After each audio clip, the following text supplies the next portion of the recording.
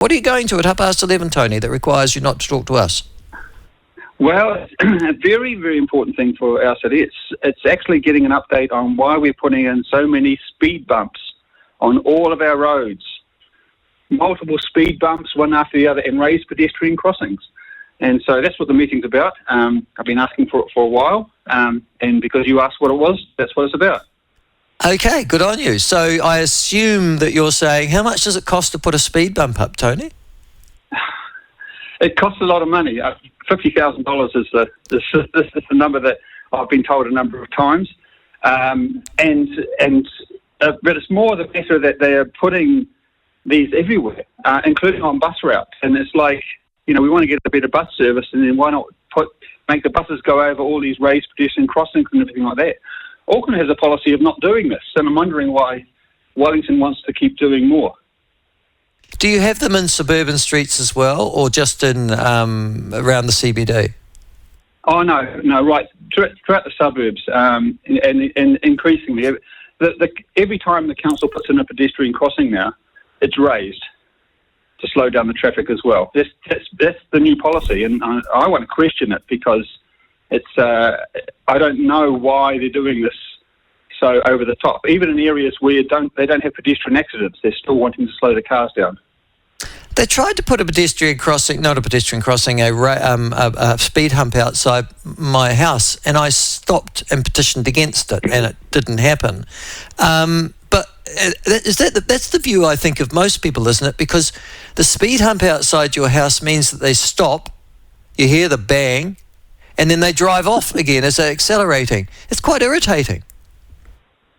It is very irritating, and it's also irritating when you're facing a journey where you've got 12 speed bumps.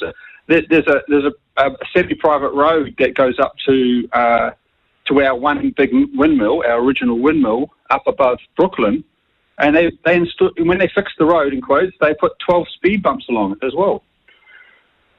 Oh, there you 12. go. Wow, what a critical meeting. Seriously, I would burst myself. I couldn't restrain from myself from going to a meeting on speed bumps and raised pedestrian crossings. I don't know. Well, you be still your beating heart, Tony. All right. Now, the other thing is, I was fascinated because I read it in the news this morning, and I see you want to talk about it as well. Ryman's, who have been one of the leading sort of elderly care people. In fact, I knew the man, John Ryder, who was part of Ryman, who started that up. Used to debate against him. 1970s, Otago University. He was a Christchurch accountant, and he owned one rest home, and now look at the empire. Yeah, I think he sold out a long time ago. But anyhow, his name remains there. They want to build they wanted to take over a university campus, I think, but which somebody didn't need. I think it was either Victoria University or the Teachers College, and turn it into a rest home. But I see this morning they've abandoned that. What's the story, and why are you interested in it? Well, that's a story. They went and bought the old Wellington Teachers College campus in Karori, and over the objections of the locals who wanted to have a high school there, because there was literally no high school in Karori, which is the largest suburb in Wellington. It's a private school. Oh, it's one. I think, it's a private Samuel one. Marsden's up there, I think. Samuel Marsden's up there. Yeah. But it can't really hold. Karori's got about 12,000 people, 13,000 people there, and they all truck over to Wellington Boys and Wellington College. The issue is they bought it for $28 million to build in a retirement village, which great, high density housing.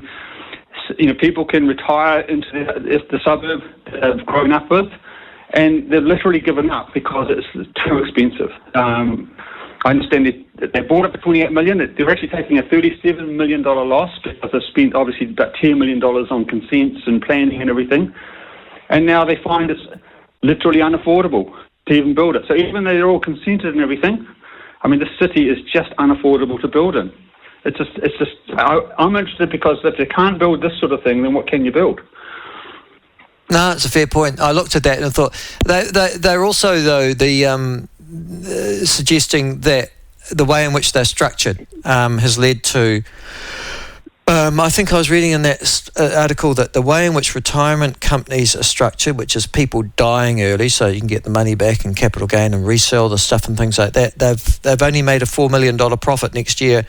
And again, they're saying, in the current economic environment, we can't build because of the cost of building. But that would apply, would it, to rest and retirement homes all over New Zealand, would it? Or is it just Wellington? I think Wellington's a special case. I mean, up in Auckland, Auckland building is going on and has been ongoing. But Wellington, even though we've got a majority of council who are all passionate about housing, they've managed to make our rules have become so constraining, I think, and that it's simply unaffordable to take a risk on building in the city. It's just horrendous, isn't it? They're no building, even buildings like this that are fully consented and they've spent $10 million in. People are just not going ahead, and this is another part of the problem, because we're also, one of the things that they're complaining about is the yield on our properties. A developer was showing us that we've got the lowest yield. That's the profit margin after, what do you think? Taxes and rates and insurance, because we've got very high insurance and we've got very high rates. So you're also going to, I'm meant to be going to it. In fact, I will be tomorrow, actually.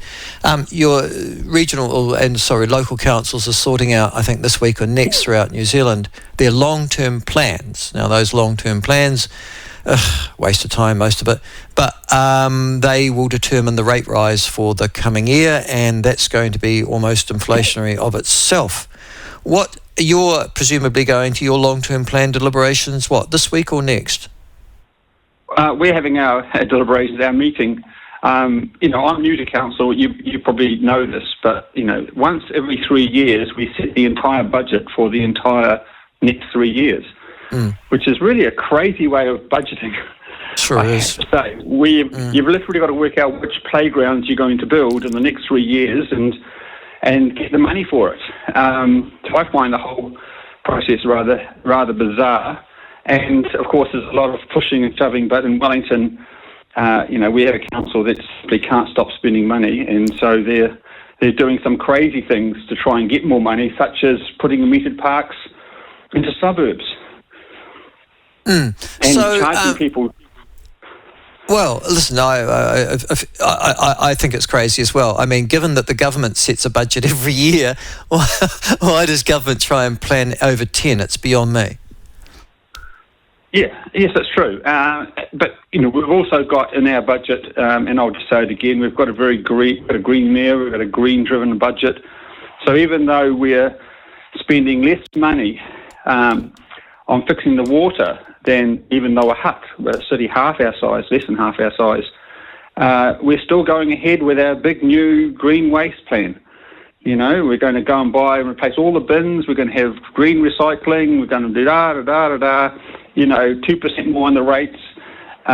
Yes, it's really, they're doing the wrong things. They're not prioritising. They're not actually saying, let's just do the basics to keep the city going until we're over this financial hurdle that we're facing, because we're getting close to bankruptcy. And I'm really pleased that you've raised that issue, because that is an issue that local governments just ignored.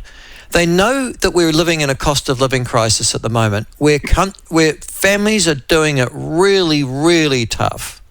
Unemployment's increasing. House prices are dropping. And yet, the real value of people is in dramatic reverse, particularly in Wellington, I have to say, but other places as well. And yet they're still going ahead with double-digit rate rises this year as if none of that existed. Are they oblivious to people who have to live real lives?